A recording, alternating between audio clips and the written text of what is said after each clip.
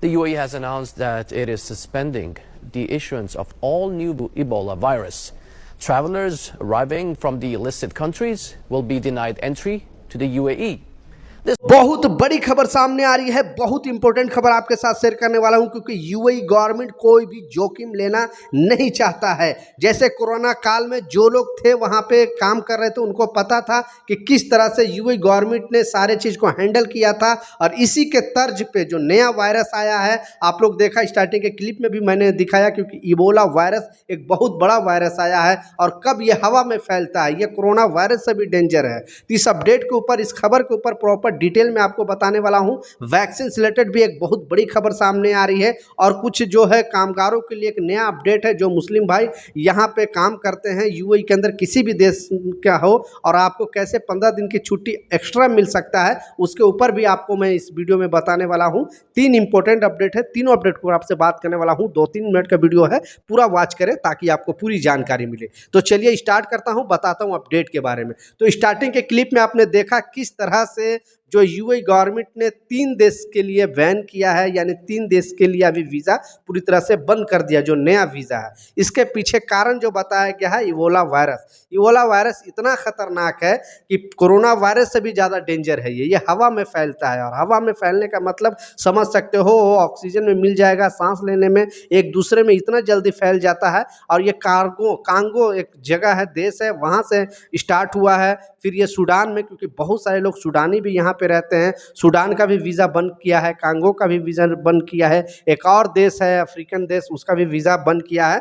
तो UAE government कोई भी बड़ा जो है वो खतरा मोल लेना नहीं चाहता है, इसलिए ये तीनों कंट्री का अभी वीज़ा बंद है। और वहाँ से आने वाले जो भी यात्री हैं उसका स्कैनिंग भी हो रहा है, और अगर देखा जा रहा है कि इन पर अगर कुछ लक्षण है तो इमीडिएटली उनको जो है मेडिकल टीम उनको पकड़ रही है। उसके बाद उनको पूरी तरह से अच्छे तरीके से चेकअप करके, लैब में टेस्ट करके, बाद में यूएई के अंदर जो है एंट्री उनको मिल रही है। इसलिए जो भी वायरस है, जो भी कुछ भी है, यूएई क्योंकि सेफेस्ट कंट्री का जो नाम है, टैग है, अभी तक यूएई सेफेस्ट कंट्री है, इसलिए कोई भी इस तरह का बीमारी अपने कंट्री में आने नहीं देना चाहती है। तो इस बात का लाजिम ख्याल रखें। आप भी अगर कुछ बुखार है, सर्दी है, खांसी है, तो आप भी फिलहाल आप ट्रैवल करने से बचें तो आपके लिए बेहतर होगा। क्योंकि एयरपोर्ट पर, दुबई एयरपोर्ट पर भी स्कैनिंग होता है, अबू धाबी एयरपोर्ट पर भी स्कैनिंग होती है। मतलब नज़र रखा जाता है कि आखिर कोई ऐसा यात्री तो नहीं है जो दूसरी कंट्री से आने वाले यूएई में उनको कोई जो मतलब बुखार है, खांसी है, या किसी तरह का लक्षण है, तो उनको चयनित किया जाता है,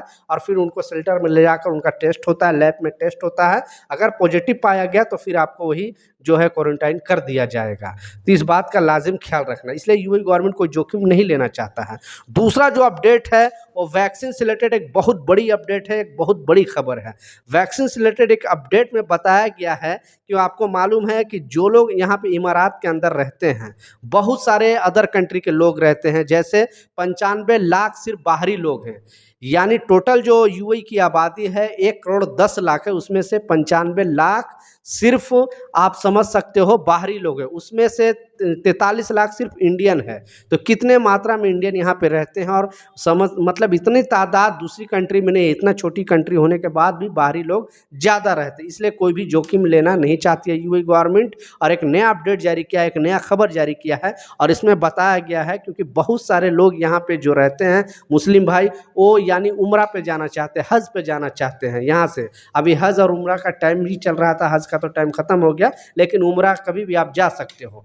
तो सारे लोगों को अवेयर किया गया है, बताया गया है कि अगर आप दुबई से, यूएई से, अबू धाबी से, शारजा से, अजमान से, रास अल खैमा, फुजेरा से, कहीं से भी अगर आप हज करने के लिए या फिर उम्रा करने के लिए अगर जाना चाहते हो, तो आपको वैक्सीन लगाना ज़रूरी है। और वैक्सीन अपने ट्रैवल एजेंट से पूछ सकते हो कि किस तरह की वैक्सीन लगती है। वैक्सीन लगाने का मतलब क्या है कि आपको वहाँ पे अगर कोई बुखार है या किसी तरह का कोई बीमारी आपको नहीं पकड़े, क्योंकि दोबारा आपको यूएई के अंदर आना है। इस वजह से वैक्सीन जो है कंपलसरी कर दिया गया है, और इस रिपोर्ट में बताया गया, पहले तो स्क्रीनशॉट पर आपको लगा कर दिखा रहा हूँ।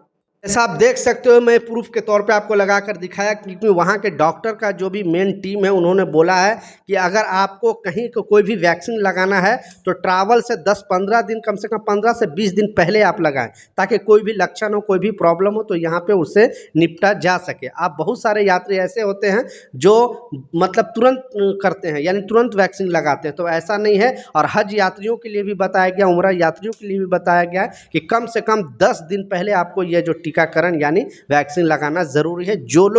जो लोग सारे लोगों पर यह नियम लागू होता है, किसी देश का भी हो, किसी भी कंट्री का लोग है, अगर वो उम्रा करने के लिए, हज करने के लिए दुबई से जाएंगे तो उनको वैक्सीन लगाना कंपलसरी है, ज़रूरी है। अब कौन से वैक्सीन है आप अपने ट्रैवल एजेंट से पूछ सकते हो, ताकि आपको सही से जानकारी मिले। लास्ट जो इंपॉर्टेंट अपडेट है, जो लोग मुस्लिम भाई हैं और किसी कंपनी में जॉब करते हो, बेसिकली प्राइवेट कंपनी में, तो आपको 15 दिन की छुट्टी आप ले सकते हो। यह गवर्नमेंट का रूल है हज के नाम पे। अगर हज करने के लिए आप जाना चाहते हो तो 15 दिन की आप छुट्टी ले सकते हो, लेकिन एक कंपनी में सिर्फ एक बार भी मिलेगा, साल साल पे आपको नहीं मिलेगा। एक कंपनी में एक बार ही हज के लिए आप जा सकते हो, उसके लिए आपको 15 दिन की छुट्टी जो है कंपनी को देना पड़ेगा, यह गवर्नमेंट रूल है। तो ये कुछ अपडेट था, कुछ जानकारी था, मैं सोचा आप लोग के साथ शेयर करूँ। कुछ सवाल है, कुछ कन्फ्यूजन है, नीचे कमेंट सेक्शन में जरूर पूछे, मैं जरूर आपको रिप्लाई करूँगा। मिलता हूँ नए अपडेट के साथ, नई जानकारी के साथ। जब तक जय हिंद।